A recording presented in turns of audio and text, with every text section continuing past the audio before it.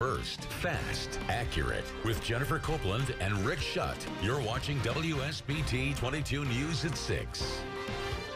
It could get worse before it gets better. That's the word on the flu tonight from a local doctor. WSBT-22's Kelly Stopsinski is looking into this for us tonight.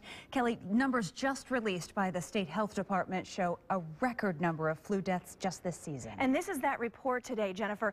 85 people, you can see the number right here, have died and had the flu in Indiana this season. That's more than the past 10 years. And we're only halfway through the season. The majority of those deaths, though, you can see happening in people 65 and over. Many of them already had underlying health issues. But take a look at this other chart up here. I want to show you the group most likely to get the flu, kids and young adults between the ages of 5 to 24. You can see 41% of them so far this year accounting for confirmed flu cases. Very young children, 0 to 4 years old, and babies, they're next in line.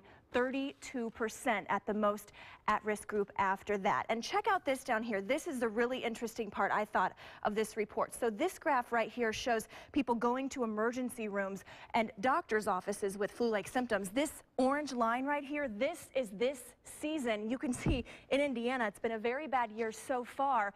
Confirmed flu cases in Indiana peaked about 2 weeks ago, and you can see that on this graph, but then it goes down. But I spoke with a local doctor who says he is hearing about a possible secondary spike in other parts of the country, and that could come here, meaning we are not out of the woods yet.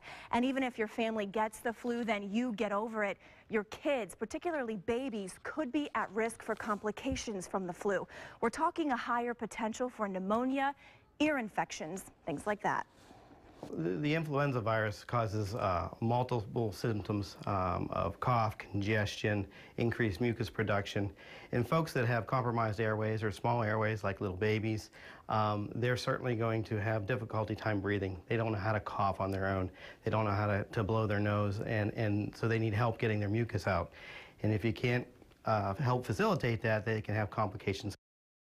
So how do you help get that mucus out if you have little kids and babies? Well, doctors say it's important to use a nasal saline spray or maybe a neti pot. We all know what those are. Keep a humidifier or vaporizer in the room. Also, pump the fluids. Keep them well hydrated, yes. Popsicles, Sprite, things like that. And the doctors that you've talked with also mentioned Tamiflu. They're prescribing a lot of that right now. That's right, and it can be so expensive, though. I have one friend, for example, she paid more than $300 for herself and her daughter after they were tested positive because her insurance didn't cover it. Someone else, though, that we work with here at WSBT, he paid $25. Okay, so good idea to check that insurance coverage right. before you make that call. Yes. All right, Kelly, thanks.